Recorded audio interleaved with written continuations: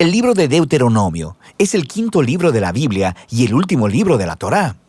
Después del éxodo de Egipto, Israel estuvo en el monte Sinaí por un año, entrando en un pacto con su Dios. Y luego tuvieron un desastroso viaje a través del desierto, y la generación del éxodo se descalificó a sí misma para entrar en la tierra prometida de Abraham. Así que Deuteronomio inicia con Moisés delante de esta nueva generación explicándoles la Torá. Y es a partir de aquí que el diseño y el propósito del libro se desarrollan. Deuteronomio está formado por una serie de discursos de Moisés donde él está solicitando a la nueva generación de Israel a ser fieles al pacto con su Dios. En el centro del libro está una colección de leyes, las cuales son los términos del pacto entre Dios e Israel. Algunas de las leyes son nuevas, pero muchas son repeticiones de las leyes dadas anteriormente en el monte Sinaí. Y de este hecho es de donde el libro recibe su nombre, de la palabra griega Deuteronomion, que significa segunda ley. Alrededor de estas leyes se encuentran dos secciones externas con discursos de Moisés. Cada una de estas están divididas en dos partes. Profundicemos y veamos cómo funciona todo esto. Así que, primero que nada, Moisés resume la historia hasta ahora y resalta lo rebelde que fue la anterior generación, contrastando con la gracia constante de Dios y su provisión en el desierto. Y Dios sí trajo su justicia sobre ellos, pero no abandonó sus promesas del pacto. Después de esto siguen una serie de sermones muy apasionados, donde Moisés llama a esta nueva generación a ser más fieles al pacto que lo que sus padres habían sido. Él les recuerda los 10 mandamientos, y luego el centro de esta sección es una famosa enseñanza llamada el Shema. Moisés dice: «Escucha, oh Israel, el Señor es nuestro Dios, el Señor uno es. Amarás al Señor tu Dios con todo tu corazón, con toda tu alma y con toda tu fuerza». Esta se convirtió en una oración diaria muy importante en el judaísmo, y esta une todos los temas de este libro. Así que la palabra escucha, Shema en hebreo, significa mucho más que solo oír. Su significado incluye responder a lo que oyes, o en español diríamos obedece. Y la palabra amarás en hebreo también significa mucho más que solo una emoción o sentimiento. Se trata de una decisión devota, de todo corazón a Dios, la cual involucra tu voluntad y tus emociones, tu mente y tu corazón. Ahora, para Israel su obediencia y devoción a Dios servían a un propósito mucho más grande. La obediencia a las leyes de Dios haría a Israel un pueblo único entre las naciones, justo como dijo Dios en el monte Sinaí. Ellos se convertirán en un reino de sacerdotes. Y Moisés ahora dice: ¿cómo? Israel tiene la oportunidad de mostrar al mundo entero la sabiduría y la justicia de Dios obedeciendo sus leyes. Y la otra idea clave en el Shema es que Israel estaba llamado a obedecer y ser devotos únicamente al Señor, o como literalmente dice en el hebreo, el Señor uno es. Ahora, tomando en cuenta el contexto, el punto central es que el Señor es el único Dios a quien Israel debe adorar y obedecer. Israel está a punto de entrar a la tierra de Canaán, donde las personas adoraban ídolos que representaban a todos los diferentes aspectos de la creación: el sol, el clima o el sexo y la guerra. Y en la perspectiva de Moisés, el adorar a esos dioses degrada a los humanos y destruye las comunidades.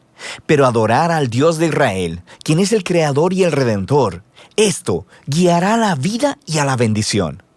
Y así llegamos a la gran colección de leyes en el centro del libro, y estas están más o menos acomodadas por temas. Así, la sección inicial es acerca de la adoración de Israel a su Dios. Ellos debían tener un templo central donde el único Dios sería adorado. Y Dios también debía ser adorado mediante el cuidado que Israel proveyera a sus pobres. Por ejemplo, todos los israelitas debían apartar 1/10 de su ingreso anual para el templo, pero otro 10 debía apartarse cada 3 años y ser dado a los pobres. Y estas eran la clase de leyes que ponían a Israel en la vanguardia de la justicia en comparación con sus antiguos vecinos. Y todo estaba conectado con la adoración a Dios. La siguiente sección describe las cualidades de carácter de los líderes de Israel.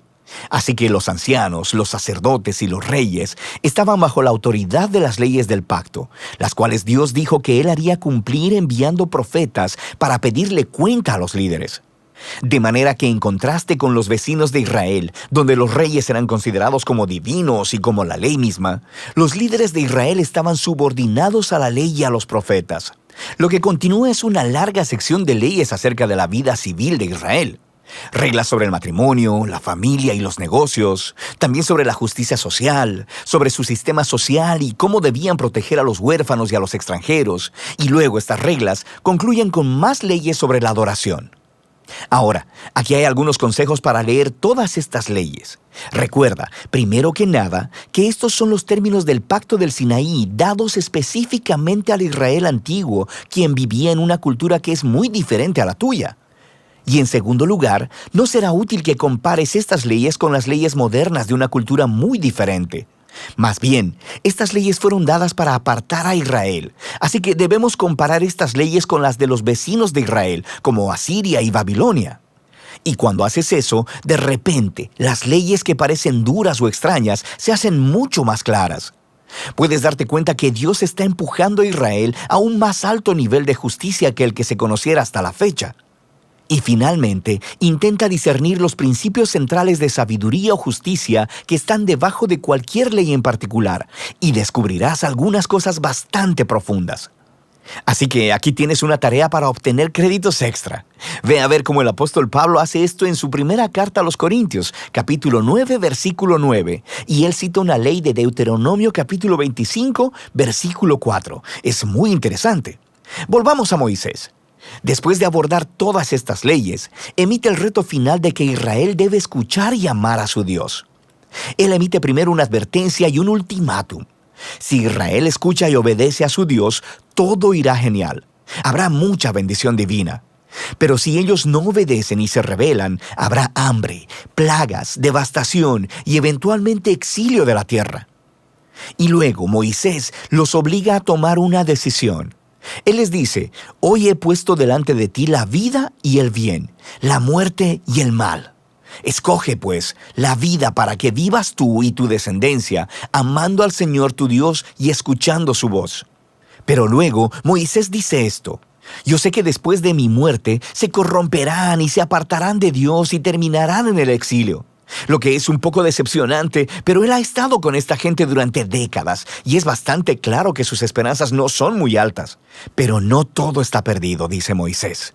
Un día, cuando Israel esté en el exilio, en algún punto, dice Moisés, ellos pueden volverse a Dios, quien ha dicho con sus propias palabras que circuncidará sus corazones para que puedan amarle con todo su corazón y toda su alma y así tengan vida. Ahora, esta es una vívida metáfora que está diciendo que algo está fundamentalmente mal con el corazón de Israel. Es necio y duro, y es lo mismo que está mal con el corazón de toda la humanidad. Esto regresa a la rebelión de los humanos en el jardín del Edén. Los humanos eligieron separarse de Dios. Ellos quisieron definir por sí mismos el bien y el mal, y como resultado, arruinaron el mundo bueno de Dios. Pero un día, dice Moisés, Dios hará algo para transformar los corazones de su pueblo, para que puedan realmente escuchar y amar a Dios con todo el corazón.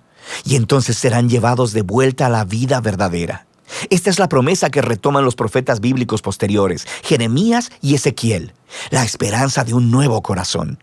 Así que Moisés termina su discurso con un poema de advertencia y luego de bendición. Luego sube a una montaña y muere. Y así termina la Torá. Todas las tensiones de los temas en la historia bíblica son colocados en su lugar, pero se quedan sin resolver. ¿Cuándo vendrá el descendiente de la mujer y derrotará al mal? ¿O cómo rescatará Dios a todo el mundo y bendecirá a todas las naciones a través de esta familia? ¿Y cómo pueden reconciliarse la santidad de Dios con personas que son rebeldes continuamente? ¿Y cómo transformará Dios los corazones de su pueblo? Para saberlo, deberás seguir leyendo, pero por ahora, de eso trata el libro de Deuteronomio.